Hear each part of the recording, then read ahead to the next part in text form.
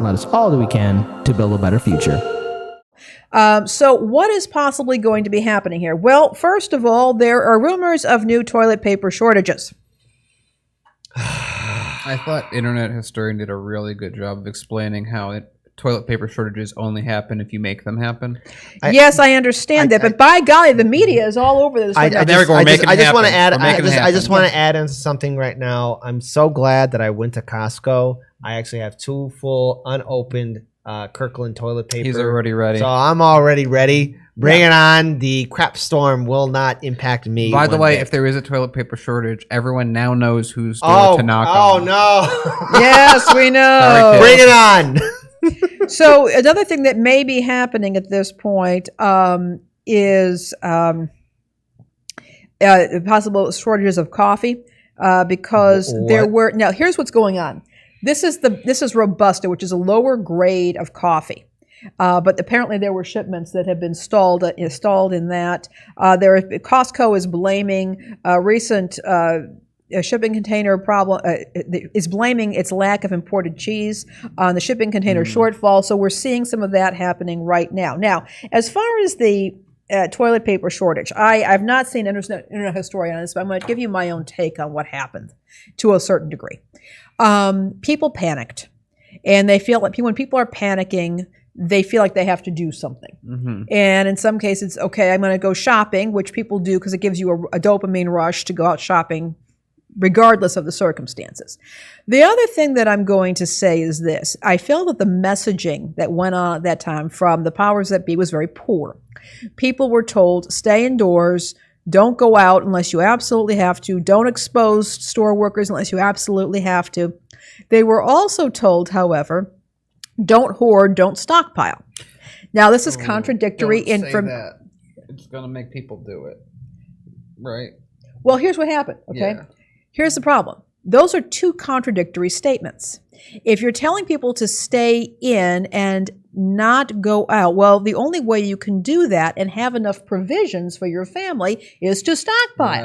Right. And what could have happened is that messaging could have been better. They could have said, for example, shop smart. They could have used a short catchphrase like that. That would have been the tagline, shop smart. And they could have brought in home economists to create sample shopping carts, shopping lists, depending on family size and budget.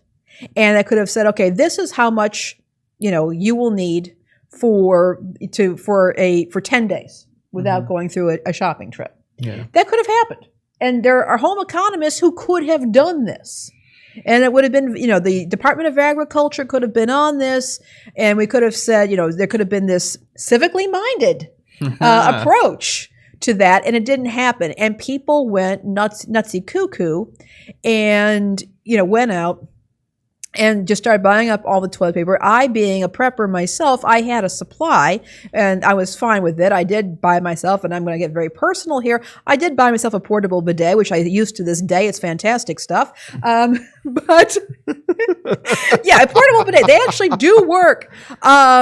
And most of the world actually does use bidets or some variation of that. Freeze, thank you for that. Well, here's the thing. Apparently, the U.S. uses a lot more toilet paper than other countries because we don't use bidets or we don't use other ways of, shall we say, cleaning ourselves off. So if you want a clean hiney for America, I would suggest the following. Either invest in one of those portable bidets, but also shop smart. Don't go nuts, so to speak, at the local store. Don't be clearing out all the shelves. Figure out what your family needs and buy it. And if people can learn to do that,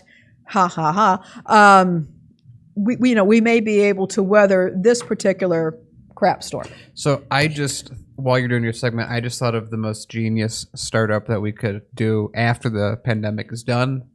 We sell a product. Ready for it? It's genius. It's called a backup toilet paper. It's only to be used when the stores are out of toilet paper. Everyone has it fresh in their minds that that's a thing that'll happen, so everyone buys the backup toilet paper. What's the backup toilet paper made out of, Daniel? It's the same. It's just packaged in a way that it stays fresh for longer. What do we call it? The Suez backup. Okay, everyone, Back up put a toilet stop paper. to this. I'm going to ask everyone in chat. Do you think enough Americans would buy and store backup toilet paper? Type 1 if you think yes. Type 2 if you think no. It But comes sadly, with I'm a- gonna Oh, type that- 1.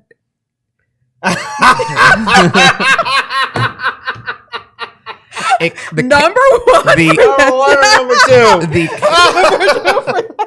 The case and what it I walked right into that one. Yeah. There you go. And I just ran with it. And you just resell those giant toilet paper rolls that they have in office spaces, and it's just like you put 2 of those in there. It's like backup toilet paper.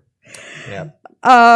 And even more interesting, the maker of Cottonelle, Scott, and Viva brands has announced that it will hike prices on a majority of its North American consumer products business, including toilet paper.